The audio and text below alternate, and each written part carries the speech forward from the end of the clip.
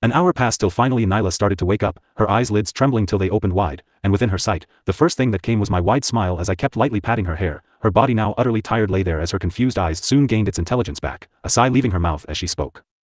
So, I lost. Not entirely. That attack did get me, and if it was anyone but me then they would have been a goner. No wonder you kept those healers at bay.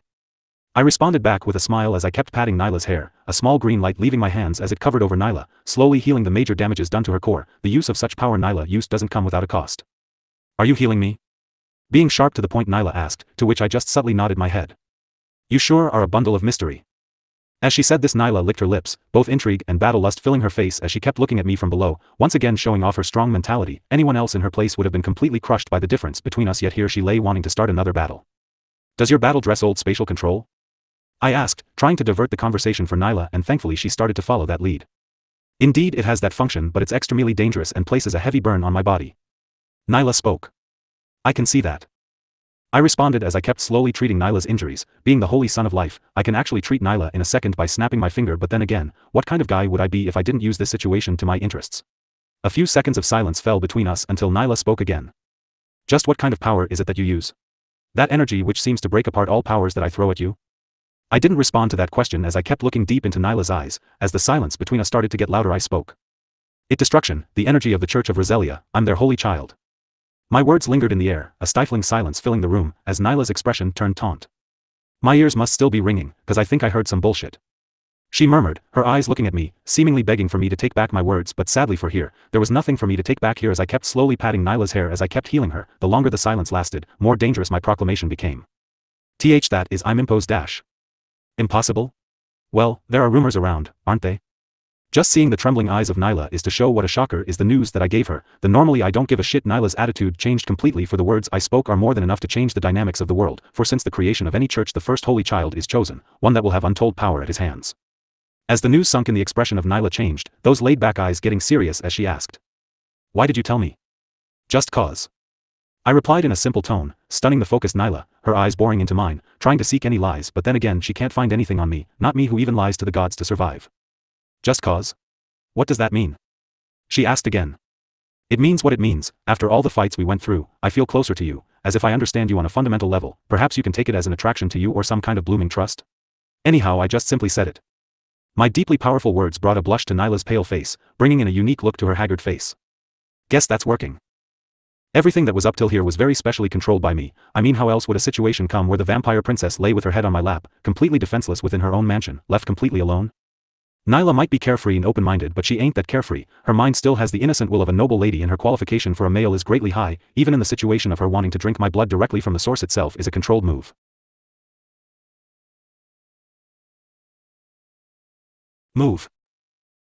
Vampires rarely try to drink blood from the body. There are many reasons for this, as this can increase addiction to the vampires, a chance that they might lose control of themselves during the drink, and there is even the fact that to a vampire directly drinking the blood is a sign of intimacy. There is also the chance that while directly drinking blood certain complications can arise too. So all the vampires are given strict details about drinking blood from a body, but now Nyla is to go against all of this, and a small part of this all lies thanks to Sonia. I didn't just ask Nyla to be her teacher for just the experience. No, there lay the deeper detail of the things Sonia will pull in front of Nyla. I made sure to give lots of blood and even a small sense of addiction to Sonia such that she would definitely raise the desire to drink my blood in Nyla. Now that is just the catalyst. The one that helped me achieve all this is the very thankful spell from the system. Spell name, Love Battle Touch. Description: a technique created by a battle-hungry berserker of the cultivation world called Riker. He went around challenging other people around the world, but the thing no one knew was the fact that Riker was a huge sex addict and he loved to control the woman he slept with, and to achieve his harem he created this technique. The poor women that he fought with had no idea that Riker had created a technique that would guide their feelings and a bit of their thought process during fights. Making use of this, he manipulated the feelings and ideology of several women that he fought with, making them his sex friends. Was killed by the Great Heaven Emperor after Riker used this technique on his sister and was found out. Poor guy died with his dick in a pussy. Requirements: the person you are fighting with should have the heavy will to fight. The focus of said person should be 100% on the fight.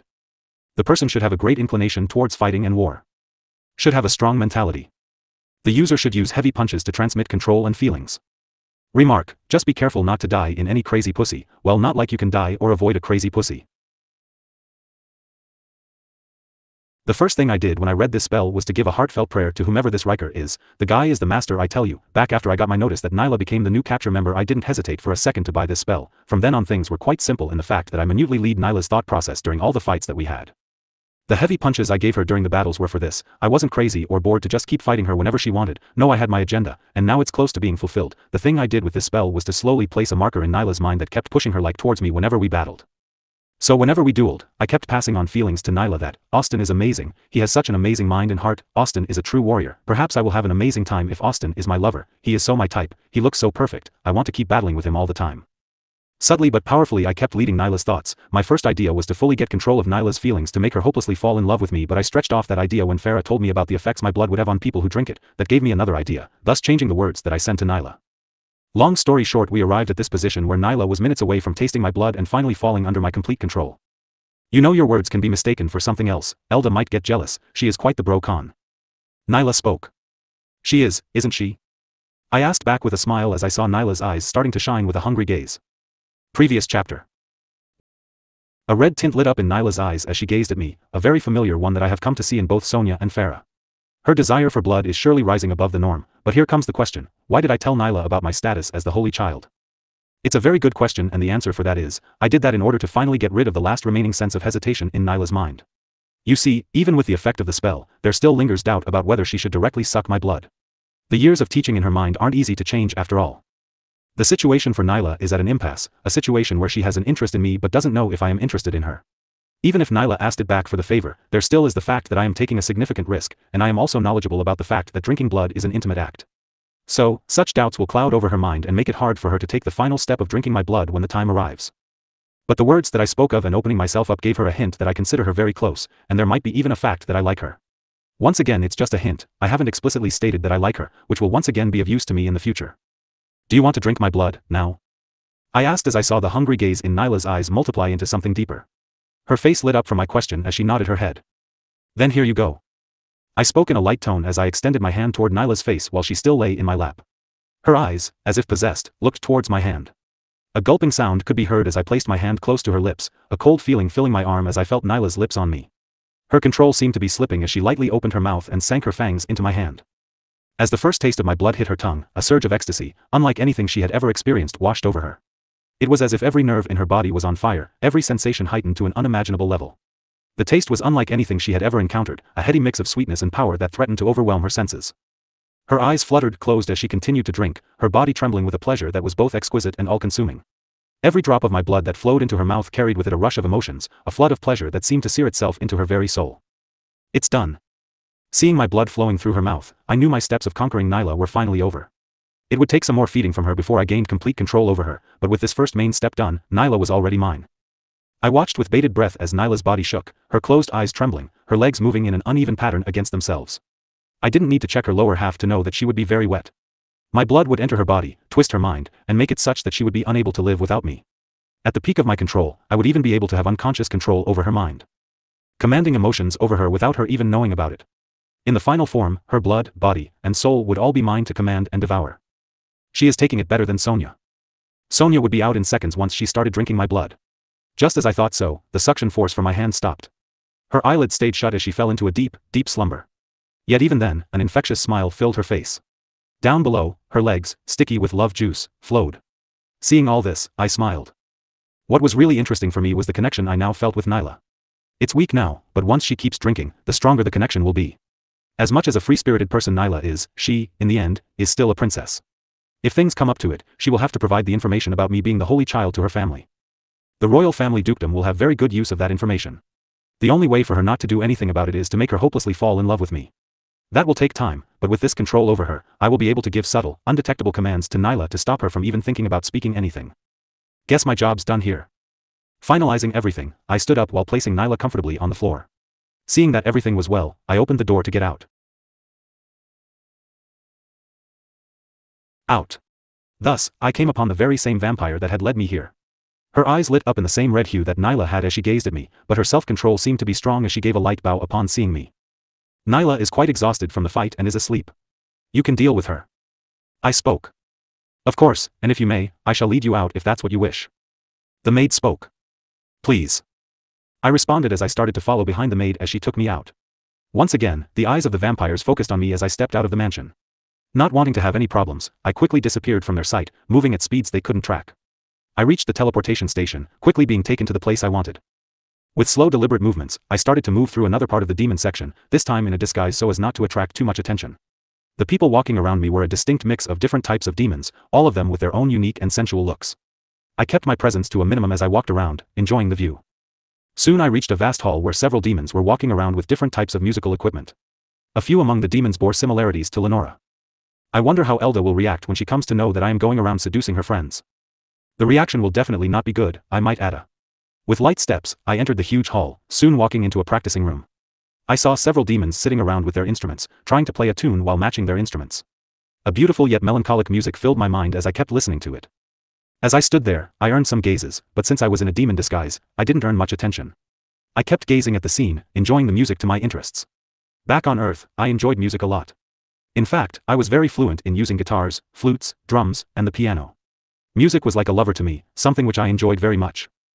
Soon the music died down, and a slow play began. In the center of the practice gathering sat Lenora. Her blue skin lit up, her horns shining. Her hands fluently played the violin. She held the violin tight as her hand moved with smooth movements. The light smile on her face showed how much she loved to play music. The movements of her hand were smooth, as the music she produced slowly filled the room. A sense of calm and happiness took over everybody as they all started to fall into Lenora's rhythm. Absolute stillness filled the entire place as all eyes focused on Lenora. Her refined movements continued as her tune dominated over everyone. All movements disappeared as a light, subtle blue light started to surround Lenora. The smile on her face widened, becoming much more beautiful and charming.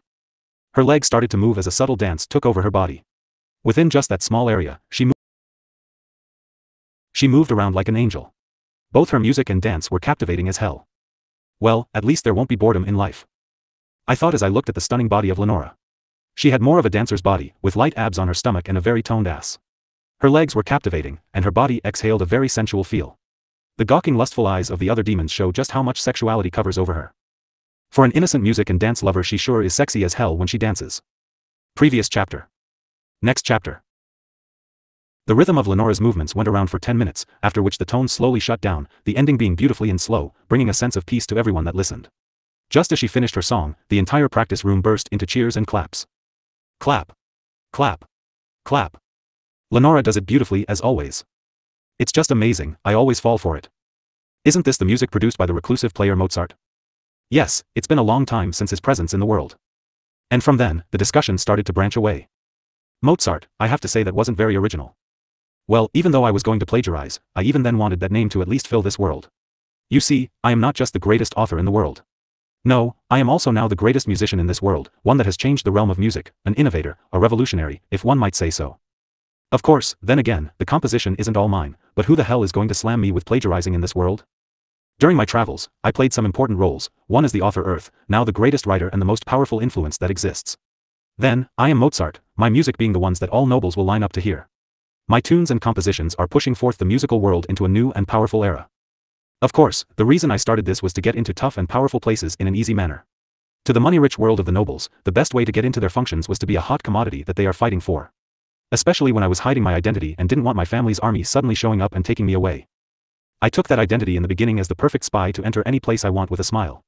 But later along the way, I came to enjoy playing the music and the rush of feelings that filled me at the beginning and ending of my music. Along the way, I did several music pieces and released several pieces to the world. Which once again cemented my standing as the greatest music player in the world. Then, the other identity that I picked was one of an adventurer. This one was to lay the crumbs of a path for the future girls to investigate my life. A very well laid path that will show them what I want to be seen. With Dark Knight at my command and the Adventure Guild being under the command of Dark Knight, it was easy for me to make up the things I want with their help. Having one of the largest intelligence networks at my hand has its own perks. As the crowd finished showing off their admiration, they all soon started to dive towards their own pursuits, while some of the good-looking demons moved forth to get close to Lenora in hope of at least gaining a single date from her. Sorry boys, she's already booked. Shaking my head at their tries, I left the practice room as I moved along the well-built building, soon walking into a practice room. Entering my sequence on the lock, I walked into the room, one with minimalist design but one that gave off a sense of peace and calmness. From now onwards, I should be very careful on the thread I walk. In the game, it was quite easy to get Lenora. She wasn't a tough girl to get, her path being that the player will help her find her missing violin, and along the way, some things will happen which will end up with the player trying to play a tune with Lenora. In the game, it was easy as we just have to click alongside some buttons on the keyboard to match some patterns, and voila, after a few minutes, we will have a blushing Lenora fully in love on our side. Then again, in real life, things are a bit different, as you should really know how to play the piece. Let's say by not knowing so we will be just reducing the affection marks towards us. And, as luck would have it, Leonardo seems to have had trouble playing the violin as a child. Quite the coincidence, I tell you, but then again, it doesn't matter much if he knows how to play or not. For he will never be getting a chance to play beside Lenora ever in his life. Musing to my thoughts, I soon reached the piano as I sat on it, my fingers layering against the keys as I thought of playing the Moonlight Sonata. Moonlight Sonata, also known as Piano Sonata No. 14 in C-sharp minor, quasi una fantasia, Op. 27, No. 2. Composed in 1801, this masterpiece is a true representation of Beethoven's emotional depth and musical genius. The first movement of the Moonlight Sonata is particularly renowned. It opens with a hauntingly beautiful melody, played softly and marked, adagio sostenuto. The gentle, flowing notes create an atmosphere of introspection and melancholy, as if the moonlight itself were painting the scene. The melody is characterized by its repetitive rhythm, which evokes the image of moonlight shimmering on the surface of water. As such thoughts flew through my mind, I began to play. Sitting before the grand piano, my fingers poised above the ivory keys, I could feel the familiar rush of anticipation. The polished wood gleamed beneath the soft glow of the chandelier above, casting a warm radiance across the room. The air was filled with an almost tangible sense of reverence, as if the very walls held their breath in anticipation of the music to come. I took a moment to close my eyes, letting the weight of the world fade away as I immersed myself in the world of the piano. As I began to play, the room seemed to come alive with the magic of music. The first notes flowed from my fingertips, a delicate dance of sound that hung in the air like a whispered secret. The melody was instantly recognizable, a timeless composition that had transcended generations on earth. It was a piece that held within it a wealth of emotions, each note a brushstroke in a vast painting of feelings. My fingers moved with a grace born of years of practice and passion. They danced across the keys, each touch a gentle caress that coaxed forth the most exquisite tones. The music swelled and receded, a tide of emotions that ebbed and flowed through the room. The keys responded to my touch, yielding a symphony of sound that seemed to come alive with a mind of its own. The melody was bittersweet, a delicate balance of joy and melancholy. It carried with it the weight of memories, of moments both cherished and lost.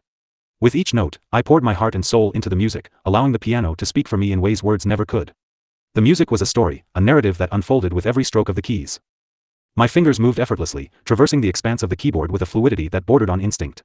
The music flowed through me, an extension of my very being. I could feel the vibrations beneath my fingertips, a tangible connection to the instrument and the notes it produced. It was as if the piano and I were engaged in a delicate dance, our movements perfectly synchronized. The room seemed to fade away as the music enveloped me. The world outside ceased to exist, leaving only the music and me in this timeless moment. The crescendos soared to new heights, sending shivers down my spine, while the softer passages tugged at my heartstrings with a gentle touch. It was a conversation, a dialogue between the piano and my soul. As the final notes hung in the air, a hushed stillness settled over the room. The last echoes of the music slowly dissipated, leaving behind a sense of awe and wonder. I opened my eyes, my fingers resting on the keys, and took a deep breath. The piano seemed to hum with satisfaction, as if it too had reveled in the beauty of the music we had created together. As I finished, a gentle smile filled my face while the rush of music filled my entire being. A small gasp of wonder filled the room as I turned around towards the door. There, bathed in the light of the outside world, stood Lenora, looking at me with quivering eyes. Her blue, seductive body shone under the light as her words left her mouth. "I knew it, you are Mozart." Her mutter filled the room as I looked at her with a surprised expression. "Got you." Hiding my real thoughts, I started the second part of my plan. "How did you find out?" I asked as I stood up from my seat, my disguise being worn out, yet Lenora didn't flinch at it, for you see, only two people can access this room, and one of them is Lenora, and the other one is me. This is the very room we use to have our secret musical meetings. Right now, standing in front of me, she looks beautiful, with her blue skin lighting up from the light while her eyes stayed wide open. It's true." Lenora responded as her eyes started to tremble while her expression started to seemingly change between different layers, the highest emotion from her being admiration and worship. No doubt she might faint right now, and guess what? "Whoa. Are you okay?" I asked as I flashed beside Lenora and caught her body from falling to the ground, my question being answered as Lenora shook her head, her expression saying that she is still processing the news. Seeing so, I held her lightly as I took her to a nearby chair and gave her a seat, her body weakened as she lay there on the chair. So this is how dealing with a superfan feels like. It would be good practice for when Sabrina finds out that I am Earth. Here, drink this. I spoke as I gave her some water to drink, and just like a desert traveler who finally got water, Lenora started to gulp it all down. Seeing so, I stood beside her, waiting for her to get back to normal. A few seconds passed by as I asked. "You still didn't tell me how you found out." Hearing my question, Lenora gulped down the rest of her water as she looked at me with an apprehensive gaze, yet even then, her light of awe still remained, her gaze soon coming to match all the crazy nuns and witches I dealt with back in the church. "Well, I have a special bloodline ability to match resonance and patterns, and as a fan, I have heard all your music." As she spoke until here, Lenora took out her violin and she lightly started to play with its strings, a habit she does when she is either super nervous or filled with several emotions she doesn't know what to do with. "I had my doubts when I heard you play first, the pattern of yours and Mozart's being eerily similar, but it wasn't complete, as if you were holding back. But right now when I heard you play, I could feel the 100% match between the two of you.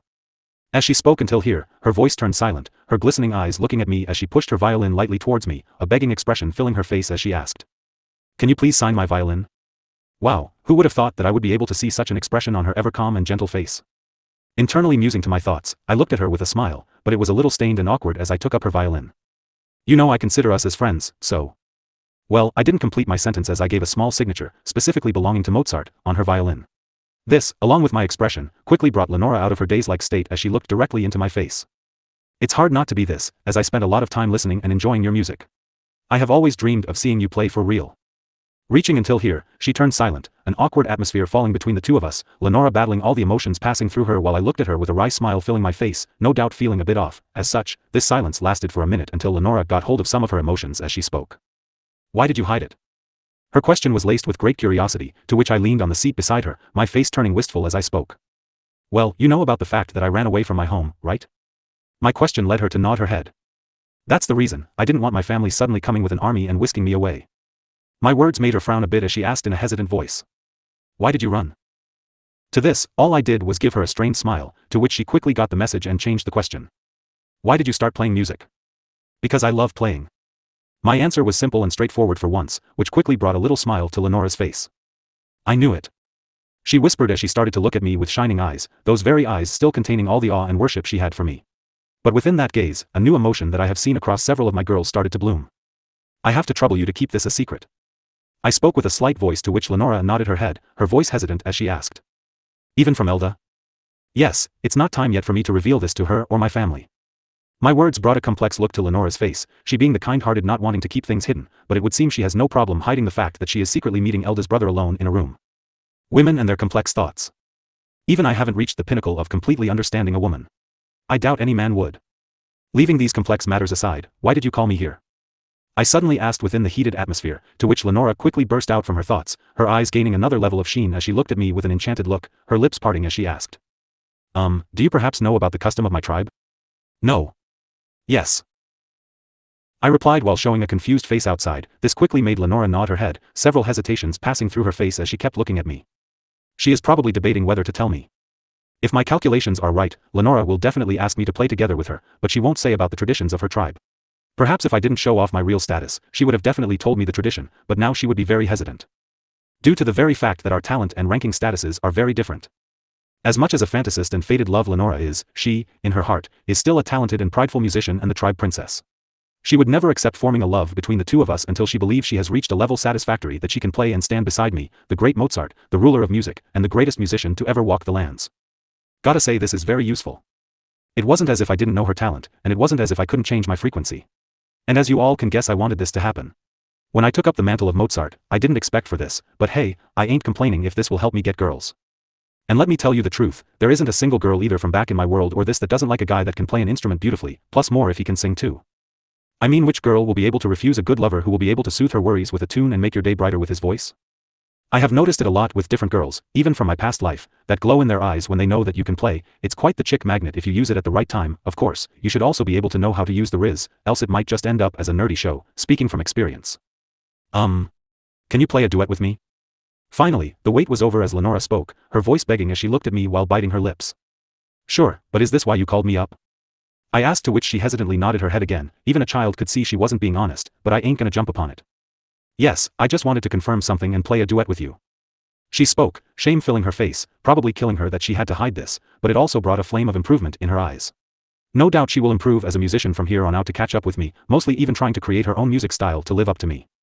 These girls and their high pride. It's a double-edged sword of theirs, which I can use to protect myself and harm myself. A small mistake and I will be losing it all or gaining it all. Sure, I would love to play with you. Which one should we try? I asked as I took up a violin, my words bringing a smile and blush to her face as she responded. How about duet for violin and viola in G major, K. 423? The very one you composed. Sounds perfect. I replied as I placed the violin on my shoulder. Beside me, Lenora did the same, our eyes soon met, and thus the play began. Previous chapter. Third-person POV.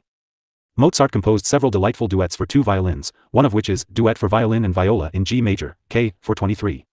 This duet is originally scored for violin and viola, but it can be adapted for two violins as well. She chose a pretty tough one to do off the bat without any practice. Austin thought as he looked at Lenora, who seemed to be preparing herself. It seemed she needed some time to get herself in her optimal form after the news that he had just given her. A minute or two passed until Lenora finally got ready, and her eyes gaining a sense of peace and fire at the same time as she looked at him. The room was now adorned with tapestries that seemed to whisper stories of old, and the scent of lavender hung in the air like a delicate memory, one which Lenora put forth. It would seem she was pulling all the stops for this first time. On a plush crimson carpet, their violins lay in their cases, waiting to be awakened. A single candle flickered on a small wooden table, casting warm, dancing shadows across the room. The only sound was the soft rustle of their dress as they prepared to make music together. As they stood facing each other, violin cases in hand, there was an unspoken understanding that tonight was not just about the music but the connection that would be forged through it.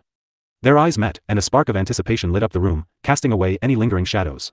Austin's lips curved into a smile, while Lenora's heart danced with joy beneath her chest. With precision that somehow seemed practiced, they opened their cases and carefully lifted their violins, each one a work of art in itself. The polished wood gleamed under the soft candlelight, and the strings hummed with the promise of the music to come. They took their positions, Austin on the left and Lenora on the right, facing each other as if mirroring their heart's desires. The first notes trembled in the air as their bows met the strings, and a hushed silence enveloped them. The duet began with Mozart's Duet for Violin and Viola in G major, K. 423, adapted flawlessly for their two violins. The allegro movement flowed like a gentle stream, with Austin leading the way. His fingers danced across the fingerboard, coaxing out notes that seemed to float effortlessly into the room. Lenora watched him with a mix of admiration and awe, her heart beating in time with the music. But then something magical happened. As the music swirled and spiraled, Lenora's violin answered Austin's call with a grace and power that took even him by surprise. Her fingers moved with a fluidity that transcended skill, and her soul poured into every note she played. The music became a conversation between their hearts, a dialogue that transcended words. Each note Austin played was met with a response from Lenora's violin, and the two instruments seemed to communicate on a level beyond comprehension. The melodies intertwined, creating a tapestry of sound that resonated with the very essence of their beings. As they played, their eyes remained locked on each other's, and a smile tugged at the corners of their lips. It was as though they were sharing a secret, a language known only to them, and the world outside their chamber faded away. The room seemed to shimmer with an otherworldly light, and a gentle breeze stirred the air as if nature itself recognized the profound connection forming between Austin and Lenora. The candle flame flickered in response, casting intricate patterns of light and shadow on the walls. Their bows moved in perfect harmony, and their souls danced together in the realm of music. The allegro movement reached its climax, and the final notes hung in the air, suspended like a promise. In the mesmerizing cadence of the adagio movement, Austin and Lenora surrendered to the music's tender embrace. Their violins, like extensions of their very souls, sang a melody that was both heartrending and profound. The room, bathed in the soft, golden glow of the candlelight, felt like a sacred sanctuary where their spirits communed through the language of music. Austin's bow moved with a gentleness that belied his mastery, each stroke coaxing forth a mournful sweetness from his violin. His fingers, guided by an intuition born from countless hours of practice, found the perfect balance between precision and emotion. The notes hung in the air, delicate as dewdrops on a spider's web, capturing the very essence of longing. Beside him, Lenora's violin sang in response, her touch ethereal and transcendent. Her eyes were closed, and her body swayed to the rhythm of the music, lost in the enchantment of the moment. Her delicate fingers caressed the strings with a reverence that spoke of a deep connection to her instrument and the music it breathed. As their violins conversed, their individual melodies intertwined like the threads of a tapestry, each note weaving a story of love and yearning. The music flowed like a river of emotions, rising and falling in harmonious waves that mirrored the ebb and flow of their own feelings. Austin's violin wept with a mournful yet beautiful lament, a melody that spoke of a love that transcended time and distance. Lenora's instrument responded with a gentle reassurance, a promise of unwavering devotion. It was as if their souls were bearing themselves to each other through their music, revealing the depths of their hearts in a way words could never express. The room itself seemed to sigh in response to their music, the very walls resonating with the profound emotions filling the air. The candle flame flickered as if caught in the sway of their duet, casting intricate patterns of light and shadow on the tapestries adorning the walls. As the movement progressed, their violins engaged in a delicate dance, their notes intertwining with an almost palpable intimacy. Their gazes remained locked, and in those moments, they shared a world that existed solely in the realm of their music. It was as though time had stopped, and all that mattered was the connection between their souls, expressed through the intricate interplay of their instruments. Tears glistened in Lenora's closed eyes, the music drawing forth emotions she had long kept hidden. Austin's heart ached with a bittersweet longing, a yearning for a love that seemed both within reach and impossibly distant. Together, they wove a musical tapestry that was heart-wrenchingly beautiful, a testament to the power of their connection. As the final notes of the adagio movement hung in the air, suspended like a fragile dream, Austin and Lenora slowly lowered their violins. Their breaths were synchronized, their hearts beating in unison, and a profound silence settled over the room. It was as if the very universe had held its breath, bearing witness to a love that transcended time and space. In that timeless moment, as their eyes met and their souls entwined, Austin and Lenora knew that their connection was something truly extraordinary. Their music had spoken the language of their hearts, and in its exquisite beauty, they had found a love that was boundless, eternal, and destined to be shared for the rest of their lives. Now that was fun. While Austin's actions seemed to be of a moved man, on the inside, he just felt refreshed from playing a duet with Lenora. But things were completely different on Lenora's side. Right now, she seemed to be in a daze as she kept looking at Austin and then her violin, her hands trembling as she spoke. A perfect resonance. She muttered as an unseen level of excitement filled her voice, those emotions that Austin first saw in her now blooming fully as she looked at him with a grave amount of love, small pools of tears forming around her eyes. Upon seeing this, Austin moved towards her. "You alright?" he asked. "I'm fine, it's just I am happy to finally play a duet with you." Lenora spoke, hiding the truth from Austin, but the emotions in her eyes were more than enough to tell him that he had achieved what he sought out. "I never thought playing with me was such an honor." Austin responded as he lightly scratched his head, to which Lenora just shook her head, her mind still reeling from the connection she felt as she spoke. "I'm sorry, but I need some time alone." "Of course, if there is nothing else, I will head out." As he said so, Austin walked out of the room. Seeing his back, Lenora wanted to call out to him, but she held herself back, for she knew she hadn't reached a level where she could proudly stand beside him as a musician or his woman. As Austin finally walked out of the room, the strength left Lenora's legs as she fell to the floor, an expansive smile filling her face as she lightly clutched her hand. I finally found my partner. And to have a perfect resonance with him is also out of her mind. I need to contact my father and prepare for a wedding now itself. She would definitely get better and propose marriage, and no one is going to stop her from doing so. But first, I need to get rid of any women sniffing around my man. Maybe Elda would know more. I need to learn everything there is to know about him. With these thoughts, she fell unconscious, her mind overloading from all her feelings and the euphoria that filled her from their duet. Once she wakes up, she will definitely be different from how she felt. Whether it's good or bad, only time will tell. Well, who am I kidding? It's definitely going to be bad.